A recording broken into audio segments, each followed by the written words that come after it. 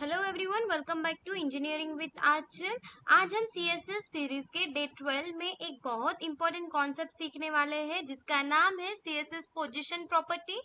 आपने वेबसाइट पर कार्ड्स के कॉर्नर में न्यू सेल या बेस्ट सेलर जैसे बैगेजेस देखे होंगे, लेकिन ये बैगेजेस एग्जैक्टली कार्ड के कॉर्नर में कैसे आते हैं आज हम पोजीशन रिलेटिव और पोजीशन ऑब्सोलेट के हेल्प से एग्जैक्टली यही बनाएंगे। कोड छोटा रहेगा लेकिन कॉन्सेप्ट को प्रॉपरली समझेंगे।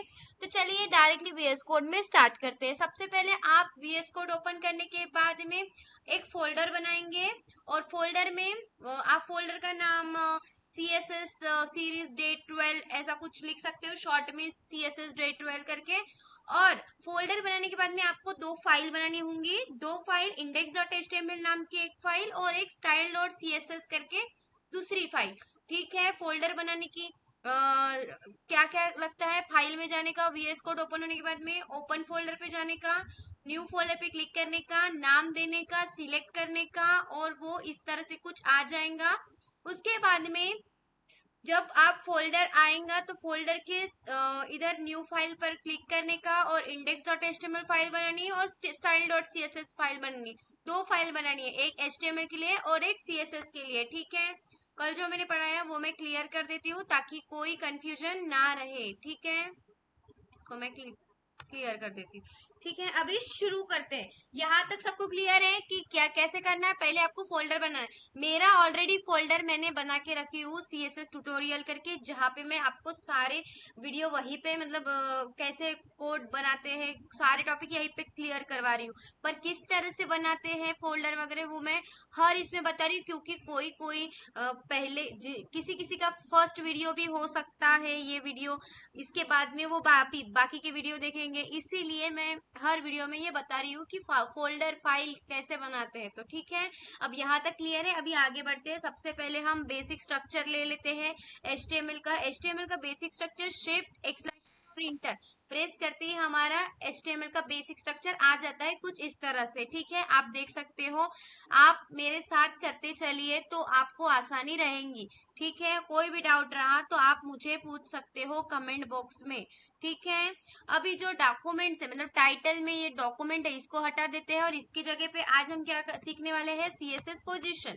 तो आज हम CSS पोजीशन सीखने वाले हैं, इसलिए हम यहाँ पे लिखेंगे CSS पोजीशन। ओके, लिख लिया हमने यहाँ पे। अब हम क्या करेंगे? CSS को कनेक्ट करेंगे HTML से। विदाउट CSS को कनेक्ट करें CSS अप्लाई नहीं होंगी। ठीक है, और जो ये फाइल है वो एक ही फोल्डर में होना, मतलब index.html और style.css ये दोनों फाइल एक ही फोल्डर में होना, जैसे कि ये मेरे CSS ट्यूटोरियल फोल्डर में ही दोनों एक साथ ही है। ठीक है, अब हम यहाँ पे किसके हेल्प से कनेक्ट करेंगे? CSS को लिंक के हेल्प से कनेक्ट करेंगे। तो यहाँ पे मैं क्या लिखूंगी?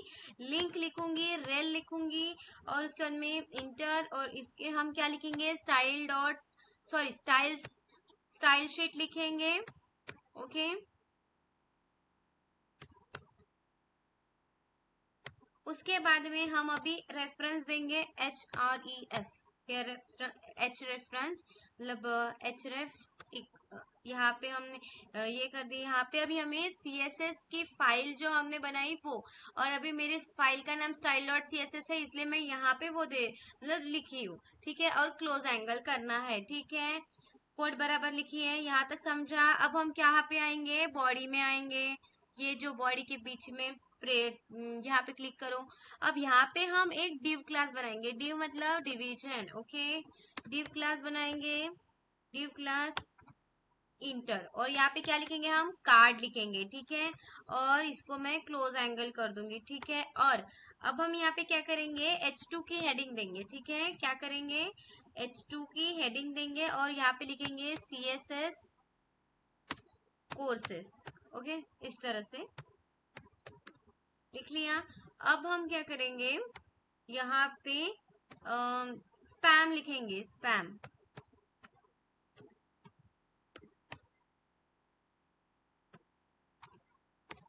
और यहाँ पे लिखूंगी मैं न्यू। ओके, ये तरह से। देखो अभी यहाँ पे क्या है, अभी मैं इसको समझाती हूँ, समझते हैं, ठीक है। यहाँ एक इम्पोर्टेंट लाइन है, कौन सी लाइन है, सीएसएस की लिंक, मतलब कनेक्ट, सीएसएस फाइल को कनेक्ट करती है। यहाँ पे देखो, अगर मैं इसको फॉलो करूंगी, इसको मैं पहले कट कर देती हूँ, ठीक है। अब देखो, अगर मैं इस पे क्लिक कर रही हूँ तो यहाँ पे फॉलो लिंक करके लिख के आ रहा है। अभी मैं इस लिंक पर क्लिक करूंगी तो डायरेक्ट सीएसएस की फाइल में हम पहुंच जाते हैं, ठीक है। और देखो ये क्या हो रहा है, ये लाइन HTML फाइल को CSS फाइल के साथ कनेक्ट करती है।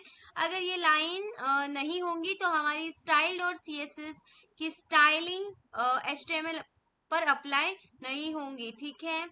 अभी इसलिए ये लाइन जरूर लिखना। अभी हम क्या करेंगे, अभी हम सबसे पहले देखते हैं कि किस तरह से ये दिख रहा है HTML की इसमें, ठीक है। नॉर्मली CSS कोर्स और जो हमने अभी लिखा है ये क्या है, अभी हम दिखाती हूँ मैं आपको कि किस तरह से दिख रहा है। ये नॉर्मल ही दिखेगा अभी। अभी क्यों ये नॉर्मल, ऐसे बिल्कुल नॉर्मल टेक्स्ट दिख रहा है, ये बोल्ड में दिख रहा है, ये तो बिल्कुल सिंपल दिख रहा है, ठीक है न्यू। अभी इसमें एक्चुअली में हम क्या करने वाले हैं वो देखते हैं। अभी हम style.css फाइल में आते हैं और अभी हम यहाँ पे कोड लिखते हैं। सबसे पहले कार्ड को बेसिक स्टाइल देते हैं, ठीक है। तो हम क्या करेंगे, सबसे पहले डॉट कार्ड लिखते हैं और करली ब्रैकेट देंगे और यहाँ पे विड्थ डालेंगे हम 250 पिक्सल, ओके। और उसके बाद में पैडिंग डालेंगे 30 पिक्सल, ओके। पैडिंग हो गई। फिर बैकग्राउंड कलर डालते हैं हम light blue, okay, light blue डाल देते हैं, ठीक है। लाइट ब्लू डाल दिए हैं। उसके बाद में पोजीशन, अभी हम क्या सीख रहे हैं, पोजीशन, ठीक है।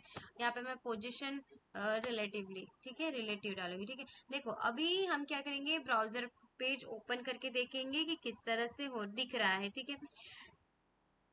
हमने एक सिंपल ब्लू कार्ड, हमें क्या दिख रहा है, सिंपल एक ब्लू कार्ड दिख रहा है। यहाँ पे लाइट ब्लू कलर हमने ऐड किया, तो देखो आप देख सकते हो कि हमें यहाँ पे एक सिंपल ब्लू कार्ड दिख रहा है।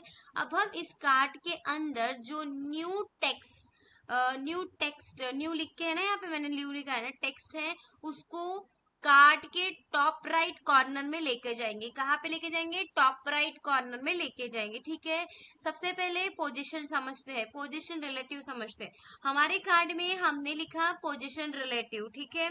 इसका सिंपल मीनिंग है कि हम इस कार्ड को पोजीशनिंग का रेफरेंस पॉइंट बना रहे हैं। यानी कार्ड के अंदर अगर किसी एलिमेंट को एब्सोल्यूट पोजीशन देंगे तो वो कार्ड के अकॉर्डिंग पोजीशन हो सकता है। इसीलिए एक इंपॉर्टेंट रूल याद रखिए, पेरेंट मतलब रिलेटिव, चाइल्ड मतलब एब्सोल्यूट, ओके, इस तरह से, ठीक है। अभी हम क्या करते हैं, CSS में आते हैं फिर से। अभी हम यहाँ पे क्या करेंगे, अब एक ये न्यू के लिए करते हैं। अभी हम क्या करेंगे, यहाँ पे हमने स्पैम वाला लिखा था ना, अभी हम यहाँ पे कार्ड लिखते हैं और यहाँ पे स्पैन लिखते हैं, ठीक है। स्पैन लिखा और करली ब्रैकेट देंगे, ठीक है। और यहाँ पे मैं लिखूंगी पोजीशन,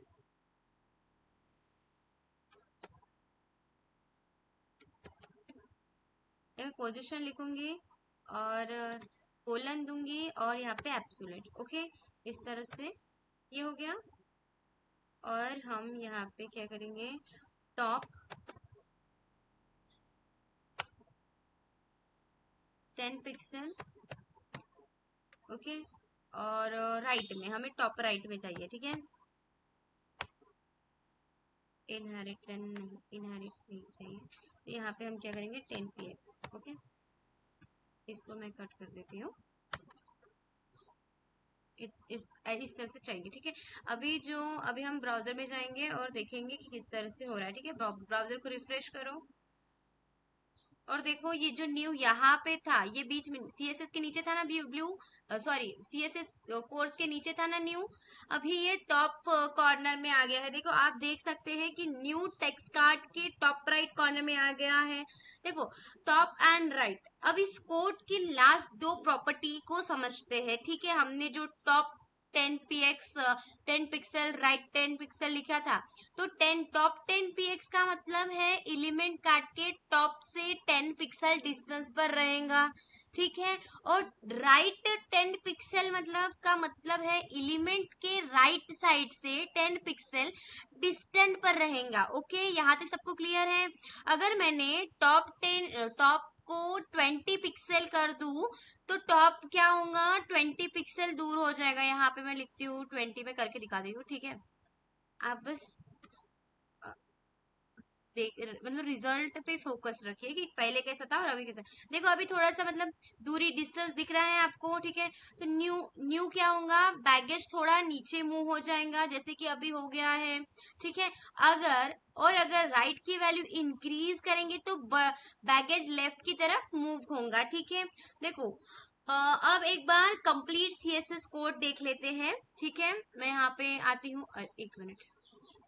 यहाँ पे आती हूँ और अभी दिखाती हूँ। मतलब देखो यहाँ पे क्या किया हमने, हमारी style dot C S S file में हमने इस तरह से लिखा है फाइनल कोड, ठीक है।